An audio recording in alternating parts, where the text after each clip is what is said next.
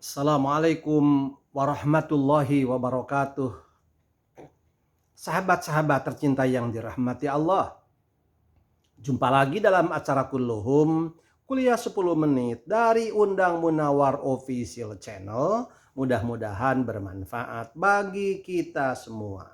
Materi kali ini saya masih akan melanjutkan kisah tentang Nabi Musa alaihi salam. Allah Subhanahu wa taala menyeru Nabi Musa agar Nabi Musa memerintahkan kepada umatnya, kepada bangsa Yahudi, kepada kaum Bani Israel untuk melaksanakan ibadah menyembah Allah pada hari Sabtu atau yang disebut dengan Yaumus Sabt, Yaumus Sabat. Perintah itu, yakni perintah menghormati dan beribadah pada hari Sabtu, terdapat dalam Al-Quran surah An-Nahl ayat 124. A'udzubillahi minasyaitonirrajim. Innama ju'ila sabtu 'alal ladzina ikhtalafu fi. Sesungguhnya diwajibkan menghormati hari Sabtu atas orang-orang Yahudi yang berselisih padanya. Pada mulanya, perintah menghormati dan beribadah pada hari Sabtu itu diikuti oleh kaum Yahudi. Namun, mereka kemudian melanggar perintah itu setelah diuji oleh Allah Subhanahu wa taala. Ujiannya yakni berupa melimpahnya ikan-ikan pada hari Sabtu di pinggir kota Elat atau Aliyat di Palestina, di Teluk Aqobah di pesisir Laut Merah. Sebagaimana dalam Al-Quran surat Al-A'raf ayat 163. Al-A'raf ayat 163.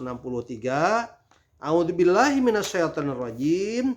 Was'alhum 'anil qaryatil lati kanat hadiratal bahri id ya'duna fis sabti idza ta'tihim hitanuhum yauma sabtihim surra'an wa yauma la yasbitun la ta'tihim kadalik nabluhum bima kanu yafsukun. Dan tanyakanlah kepada kaum Bani Israel tentang negeri yang terletak di dekat laut ketika mereka melanggar aturan pada hari Sabat, yaitu ketika datang kepada mereka ikan-ikan yang berada di sekitar mereka terapung-apung di permukaan air. Padahal pada hari-hari yang bukan Sabat, ikan-ikan itu tidak datang kepada mereka. Demikianlah kami menguji mereka disebabkan mereka berlaku fasik.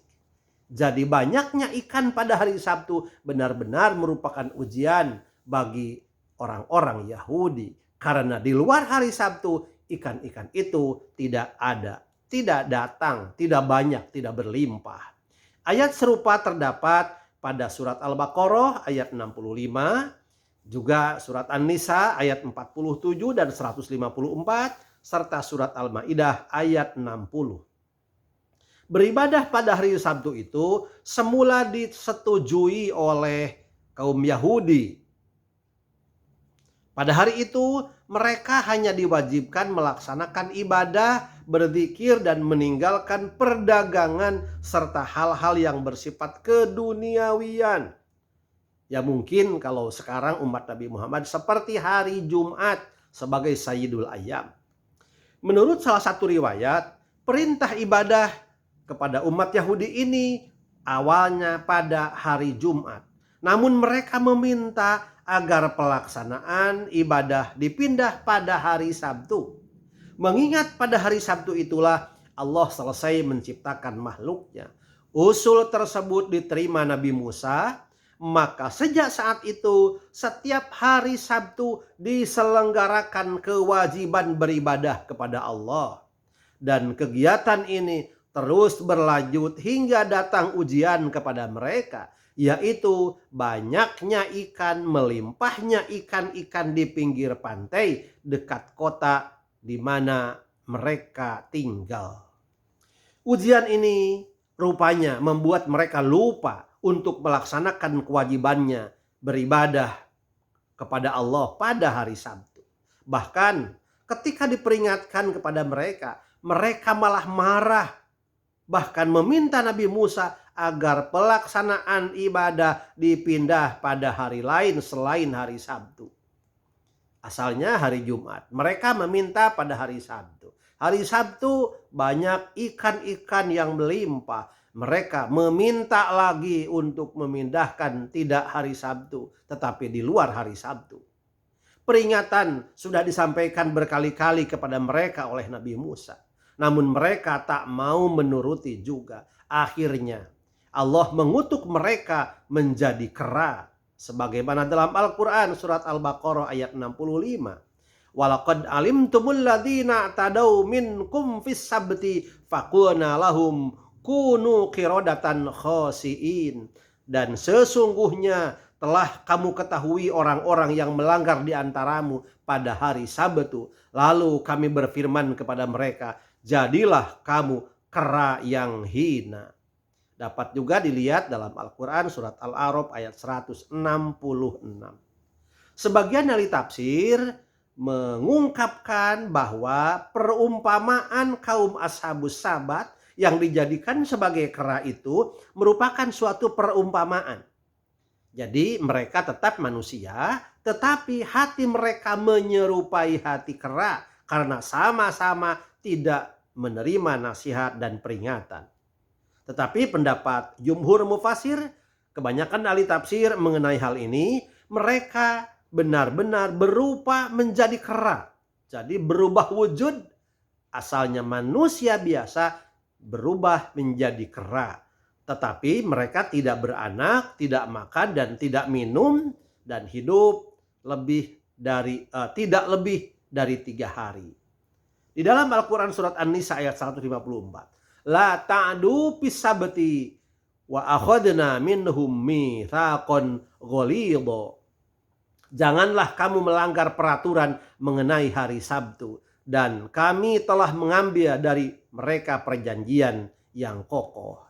Di dalam Al-Quran surat An-Nisa ayat 47. Allah subhanahu wa ta'ala berfirman. A'udzubillahi minasyaitonirrajim. Ya ayyuhalladzina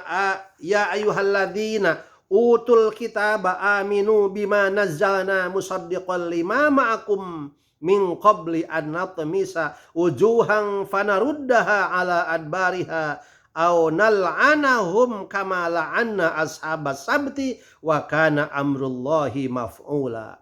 Wahai orang-orang yang telah diberi kitab, berimanlah kamu kepada apa yang telah kami turunkan, yakni Al-Quran, yang membenarkan kitab yang ada pada kamu sebelum kami mengubah wajah-wajahmu.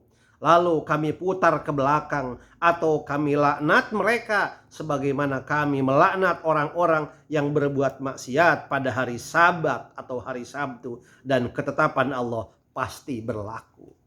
Jadi melimpahnya ikan pada hari Sabtu, di mana hari Sabtu diperintahkan kepada kaum Yahudi atau Bani Israel untuk beribadah kepada Allah, adalah benar-benar merupakan ujian. Dan ternyata orang-orang Yahudi itu tidak lulus dalam ujiannya. Mereka meninggalkan peribadahan pada hari Sabtu hanya untuk menangkap ikan-ikan yang melimpah di negeri mereka atau di kota mereka. Demikianlah ujian Allah subhanahu wa ta'ala. Dan kepada kita juga sebagai umat muslim tentu Allah akan memberikan banyak ujian. Dan ujian itu dihadapi oleh kita. Luluskah kita menghadapi ujian itu dengan tetap beriman dan bertakwa kepada Allah, atau kita tergelincir dan tidak lulus dalam ujiannya? Mudah-mudahan kita termasuk orang-orang yang siap dan sabar serta tawakal dan menyerahkan diri sepenuhnya kepada Allah dengan tetap beriman, bertakwa kepada Allah ketika kita menghadapi ujian apapun. Terima kasih, mudah-mudahan bermanfaat. Wallahul muwafiq ila aqwamit thoriq. Wassalamualaikum warahmatullahi wabarakatuh.